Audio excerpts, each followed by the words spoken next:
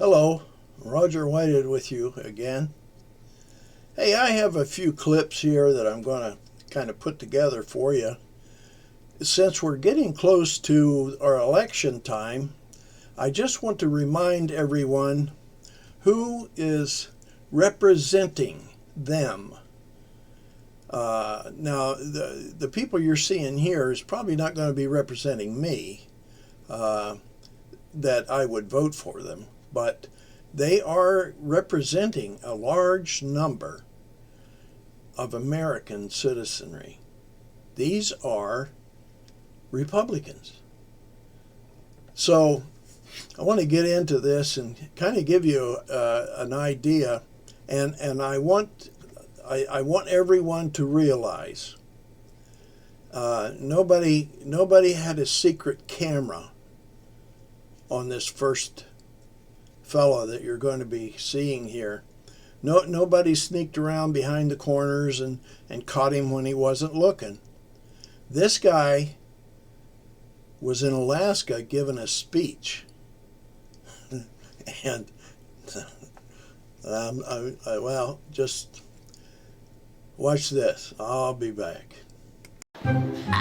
I have extreme anxiety. Oh my God! There's not a single thing.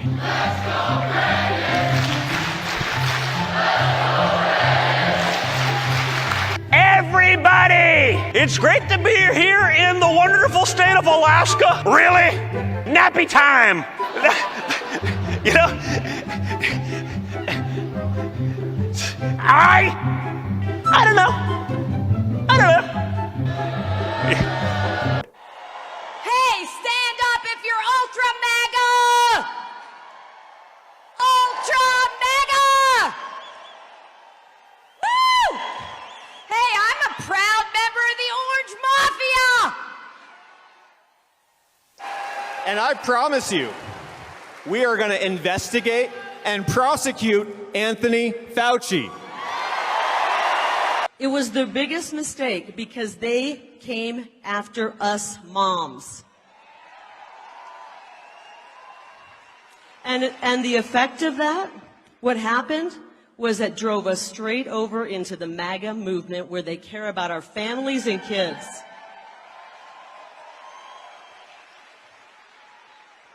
And we got all the moms, trust me. We've got the suburban moms. Are you out there? We've got the city moms and we got the rural moms, and they are all with us, each and every one of them. Because when mama goes MAGA, it is game over. And we built hundreds of miles of border wall. In fact, we completely finished our original plan. Despite 2.5 years of Democrat-inspired lawsuits, they sued me from day one on the wall. 2.5 years in court, we won every one of them. We finished the wall. Donald Trump starts out true to form. He starts out lying. Well, there was I can't remember the fellow's name. He was a reporter. I think he was a reporter in England when Trump was over there. He says, one of the things that I have noticed about Donald Trump, if his lips are moving, he's lying. and that's absolutely true. He starts out telling that this fantastic lie about this ridiculous border wall that, if you remember, Mexico was going to pay for. But, and he took, what was it, something over $3 billion from the military budget to pay for the short section that he built. I think in his 4 years in office, there was something like 600, what was it, he claimed he built 600 miles of wall, which was absolutely a lie. what they did was they refurbished an existing wall. I think it was something like that actual new wall was somewhere in the neighborhood of 300 miles. And this is on a border of over, almost 3,000 miles. He got 300 miles. So he brags about that failed attempt at building the Great Wall of the United States so he could compete with the Great Wall of China, but he didn't. And then he'll brag about he saved Christmas. He saved Christmas, as in the words of Donald Trump. Stand by. Everybody said we're going to save Christmas, Merry Christmas. We saved Merry Christmas, didn't we? The department store. Here he calls the Speaker of the House there in Arizona a rhino because he testified before the January 6th committee. He was subpoenaed, and he testified truthfully about what went on, what happened in Arizona, that they were trying to overthrow the election, and that they were getting together false representatives to send to Washington to as delegates from Arizona to say that Donald Trump actually won the election in Arizona when in fact he didn't. So the Speaker of the House from Arizona, Rusty, there was bad-mouthed and called a rhino a traitor to the Republican Party because he wouldn't lie for Donald Trump. He's running against a rhino coward named Rusty Bowers. David Farnsworth is going to do the job. Rusty Bowers. He's a rhino coward who participated against the Republican Party in the totally partisan unselect committee of political thugs and hacks the other day and disgraced himself, and he disgraced the state of Arizona. David Farnsworth is going to do a fantastic job. And importantly, I have to say, you have so many advantages. That would be the guy I'd most like to run against, because this guy's bad news. Who has been through anything like what I've been through? Seriously. Who? Certainly no politician, and definitely no president. A president leaves office, and it's supposed to be a wonderful life. And all this while I was doing so much as president. This constant whining of his about how he has been mistreated, people just don't believe me when I tell them lies, and I can't understand why. And they treat me really bad. And then my son, my poor son, he's a young kid. Donald Trump Jr. is 44 years old. I think he's a little more than a kid. Well, of course, maybe he's speaking of his mental abilities. I have no idea. But anyway, he just goes from one, oh, woe is me, the world is against me, from one to another. And it just, I don't know. Maybe it's just me, but it just seems like too much is too much. But it doesn't seem to be too much for a lot of Republicans. There are just, well, you've seen the people in the stands. By the way, one of the things about the people in the stands, back whenever he was running for his second term that he didn't get, he was, what we found out, the African Americans that you've seen behind him, they place him right behind him, and they center him on either side of him so that he could show the world that he's got a lot of black support.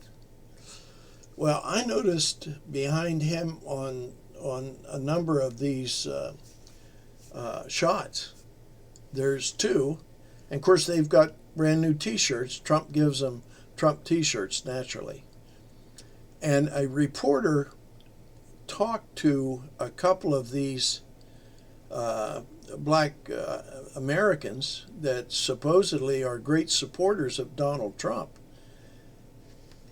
And the reporter asked them, "What has Donald Trump done for you that as a African American?" And the one guy says, "Hey, I get $50 an hour to stand behind this guy." So as times are getting harder now, one time, just for giggles, I was able to count, I think, 11 at one time. Was the largest amount I ever seen standing behind him, and now we're down to 2. Of course, running for office, Donald, he says he's got billions of dollars, but $50 an hour for these guys to stand behind him, he evidently feels that's too much, because he went from a dozen down to 2 people. Things are getting tough in Trump world, but let's carry on. And they're all going click, click, click. Now think of this. Just think of this. Here's a young guy, Don Jr. He's a good kid. He's been through hell. He's been through hell. At the first part of the program here, we saw Don Jr. in Alaska going through some, well, what originally thought was having seizures. And here we're seeing something similar to the same thing in his father. I don't know. I really don't know what to think of some of this stuff that we've seen. But one of the things I am certain of is that there's something wrong in the thinking of the people in the United States that votes into office someone like Donald Trump. And I'm not into hyperbole here at all in saying that I believe Donald Trump to be the most prolific, pathological, lying, narcissistic, psychotic psychopath that I have ever seen in government office. But some of us see what we see, and others don't see what they see. Let's finish this up. Then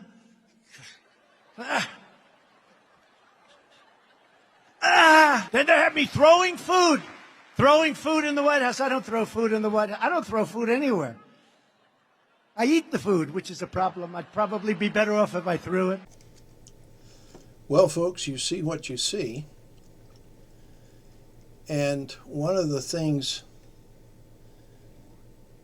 that runs in my mind is that after you see someone like Donald Trump, and